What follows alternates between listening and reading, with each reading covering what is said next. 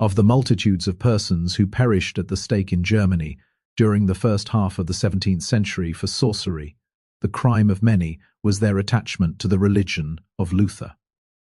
Says T. Wright. And the petty princes were not unwilling to seize upon any pretence to fill their coffers, the persons most persecuted being those whose property was a matter of consideration.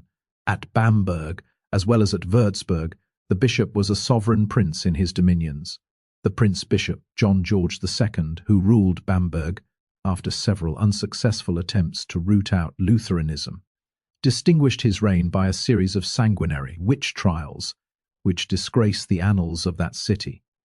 We may form some notion of the proceedings of his worthy agent from the statement of the most authentic historians that between 1625 and 1630, not less than 900 trials took place in the two courts of Bamberg and Zeil, and a pamphlet published at Bamberg by authority in 1659 states the number of persons whom Bishop John George had caused to be burned for sorcery to have been 600.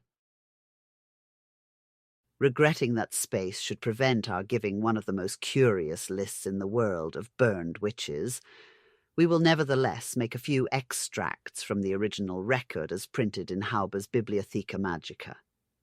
One glance at this horrible catalogue of murders in Christ's name is sufficient to discover that out of 162 persons burned, more than one half of them are designated as strangers, i.e.